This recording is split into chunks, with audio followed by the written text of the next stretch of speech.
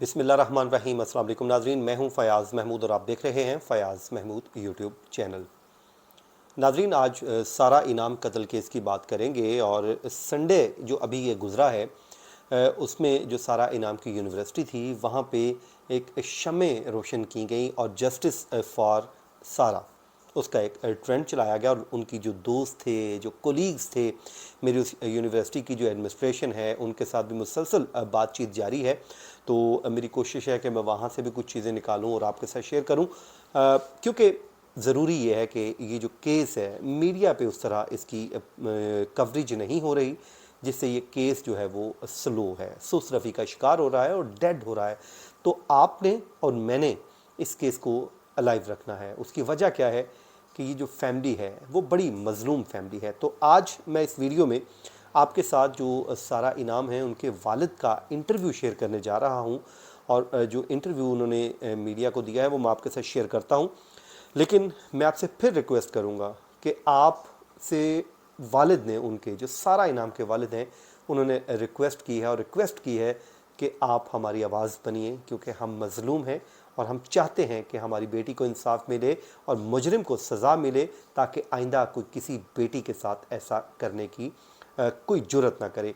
तो प्लीज़ आप इस वीडियो को आगे शेयर भी कीजिए और अपने फेसबुक पे, सोशल मीडिया पे, ट्विटर पे, जहाँ पर आपका एक्सेस है, ज़रूर आप इस केस पे जस्टिस फॉर सारा लिखते रहिए। उसी तरह जिस तरह आपने नूर मुकद्दम के लिए आवाज़ बुलंद की और नूर मुकद्दम को इंसाफ मिला, तो यकीनन सारा भी इंसाफ की मुतलाशी है। सबसे पहले नाज़रीन हम बात कर लेते हैं, उनके जो वालिद ने इंटरव्यू दिया है वो मैं आपके साथ शेयर कर लेता हूँ और दिल चीर देने वाला इंटरव्यू है। उन्होंने नूर मुकद्दम का जिक्र भी किया। वो कहते हैं मैं डर जाता था जब हमारे सामने उस केस की खबर आती थी, लेकिन हमें क्या मालूम था कि एक दिन हमारी बेटी भी उसी रास्ते पे निकल जाएगी। तो उनसे जब सवाल पूछा गया और पहला सवाल यही हुआ कि क्या अब तक की जो प्रोसीडिंग है इस पे आप मुतमिन हैं, तो उस पे उनका सवाल ये था कि अभी तक जो मेरे वकला ने हमें बताया है और जो पुलिस की प्रोसीडिंग चल रही है उस पे वो मुतमिन हैं। तो खैर उसके बाद अगला उनसे सवाल पूछा गया, जो हमारा निज़ाम इंसाफ है, जो हमारा सिस्टम है, इस पे उन्होंने कहा कि हमें यहाँ पर आके मालूम हुआ, हमने देखा कि वाकई हमारा जो सिस्टम है वो स्लो है। हर लिहाज से जो अदालती कार्रवाई है वो टूल पकड़ जाती है, वो तवील हो जाती है। तो उन्होंने कहा कि इस किस्म के जो केसेस होते हैं जिसमें जानबूझकर एक प्लानिंग करके किसी को घेर के भत्ताखोरी के लिए बेदर्दी से कत्ल कर दिया जाए, इस किस्म के जो इंसिडेंट होते हैं उसको बड़ा सीरियस लेना चाहिए, उसको संजीदा लेना चाहिए। उन्होंने ये भी कहा कि अगर अदालती कार्रवाई तेज़ हो जाए तो उससे बेहतर है, क्योंकि उससे जो इंसाफ है उसकी राह में जो हायल रुकावटें हैं वो दूर होंगी, तो इंसाफ मिलेगा। क्योंकि सुस्त रवि का शिकार जब कोई मामला होता है जो स्लो हो जाता है तो वो लोग भूल जाते हैं, उन्हें तो लोगों को तो याद भी नहीं रहता। तो मुलजिम जो हैं वो कहते हैं दंदनाते फिरते रहते हैं, लोग मुलजिम फिरते रहते हैं। और उन्होंने इसमें एक रिक्वेस्ट की है आला हुक्काम से। उन्होंने कहा है कि मेरी ये रिक्वेस्ट है कि इस केस को भी सीरियस लें और ताकि इसका जल्द इंसाफ हो और आइंदा कोई शख्स, कोई मुजरम ऐसी जुर्रत ना करे कि उसके बेटी के साथ, वो किसी की बेटी के साथ जुल्म करे। क्योंकि मुजरमों को सज़ा मिलेगी तो फिर उसके लिए वो कहते हैं कि मैं क्योंकि इस तरह के वाक़यात को रोका जा सकेगा। फिर उन्होंने एक एंटी टेररिज्म कोर्ट का हवाला दिया। उन्होंने कहा कि जिस किस्म की वो कोर्ट्स बनाई गई, इस किस्म के केसेस में भी कोर्ट्स बननी चाहिए, क्योंकि उससे वो ये समझते हैं कि मजबूत केसेस होते हैं, शवाहिद बड़ा मजबूत होता है, लेकिन जब खुसूसी अदालतें बनेंगी तो इंसाफ की राह में जो रुकावटें हैं, हायल जो भी रुकावटें हैं वो दूर होंगी।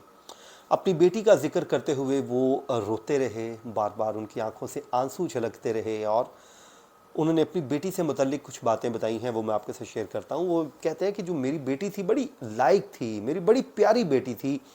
और उन्होंने कहा कि हमेशा पढ़ने में तो वो कहते हैं बच्चों सबसे ही ज़्यादा अच्छी थी और वो हमेशा पोजीशन लिया करती थी। और उन्होंने बताया कि ओ लेवल सारा ने इस्लामाबाद से किया था फिर वो हम कनाडा चले गए, वहाँ पर उन्होंने तालीम हासिल की, स्कॉलरशिप मिला, और जिससे उन्होंने कहा कि हमारे लिए आसानी पैदा होगी क्योंकि बेटी को स्कॉलरशिप मिल गया। ज़ाहिर है जब स्कॉलरशिप मिलता है तो फ़ी वगैरह का मामला ख़त्म हो जाता है, तो कहते हैं हमारे लिए आसानी होगी। फिर उन्होंने यूनिवर्सिटी ऑफ वाटरलू से उन्होंने कहा कि तालीम हासिल की। बहुत ज़हीन तालबा थी, इंटेलिजेंट थी, ब्राइट स्टूडेंट थी, और वो उस बेटी का एक ख्वाब था, वो ये था कि वो ये कहते हैं कि वो कनाडा में जब पढ़ रही थी तो उसने जब एजुकेशन मुकम्मल की तो उसका एक शौक़ था कि वो पाकिस्तान वापस आना चाहती थी, क्योंकि वो कहते हैं कि कुछ अरसा वो चाहती थी कि मैं पाकिस्तान में रहूं, पाकिस्तान के लोगों को सर्व करूं, पाकिस्तान की खिदमत करूं। लेकिन पाकिस्तान के लोगों ने उसको क्या सिला दिया, जान लेकर। बहुत ही अफसोसनाक वाक़या है। और उसके बाद वो कहते हैं कि पाकिस्तान में फिर उन्होंने 2 साल जॉब की भी, और फिर वो अबू धाबी चली गई, वहाँ पर काम किया। फिर उनके जो साबिका बॉसेस हैं, उनके जो एक्स बॉसेस हैं, वो हमेशा सारा को ये कहा करते थे कि आप वापस आ जाएं हमारे इदारे में, वापस आकर काम करें। और फिर वो कहते हैं कि ये शख्स जो है सारा की ज़िंदगी में आया, इसका मकसद एक ही था और वो था पैसा बटोरना, उस लड़की से पैसा हासिल करना। तो वो ये कहते हैं कि 2 महीने 2.5 महीने शादी चली, जो कि वो कहते हैं बहुत दुख की बात है कि किसी को इस तरह अगवा करना, और फिर जब पैसे बटोरते रहना, पैसे लेते रहना, और जब वो चैनल बंद हो जाए तो उसको ख़त्म कर देना। और वो कहते हैं कि ये हमारी फैमिली के लिए बड़ा हादसा है।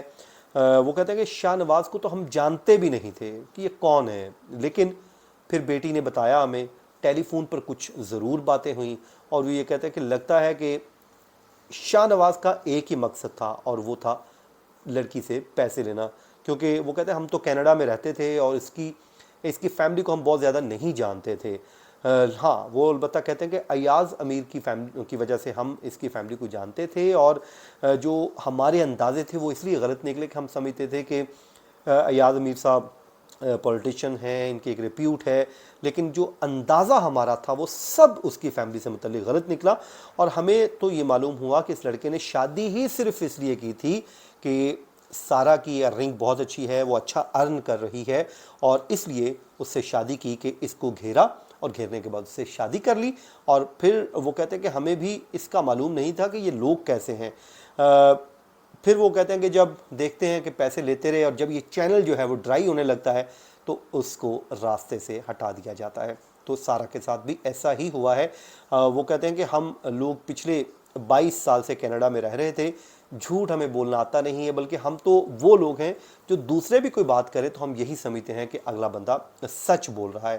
तो इन वाक़यात को वो कहते हैं कि पहले गौर से नहीं देखा था, अब फैमिली में ये भयानक वाक़या हुआ है तो मालूम हुआ कि ये जो बासर लोग होते हैं उन्हें पाकिस्तान में ये होता है कि उन्हें सज़ा का कोई खौफ नहीं होता, उन्हें पता है कि उन्हें सज़ा होगी नहीं, तो इस वजह से वो इस तरह की बेदर्दी से कत्ल करते हैं। नूर मुकद्दम का जिक्र करते हुए उन्होंने कहा कि जब उस केस की खबर आती थी तो हम डर जाया करते थे, हमसे सुना नहीं जाता था नूर मुकद्दम का केस। तो वो उन्होंने दरख्वास्त की है कि इन मुजरमों को जल्दी सज़ा मिलनी चाहिए। और वो ये बताते हैं कि चैरिटी के नाम पर भी उन्होंने बार बार अपने इंटरव्यू में पैसों का बहुत हवाला दिया। उन्होंने कहा कि चैरिटी के नाम पर भी सारा से पैसा हासिल किया जाता रहा, और हमारी बेटी जो है वो अपना क्योंकि घर बसाना चाहती थी तो वो पैसों के मामले पर हमें भी कुछ नहीं बताती थी। वो कहते मुझे लगता है कि 2 माह में कुछ 40-50 लाख रुपया इस शख्स ने उससे लिया है।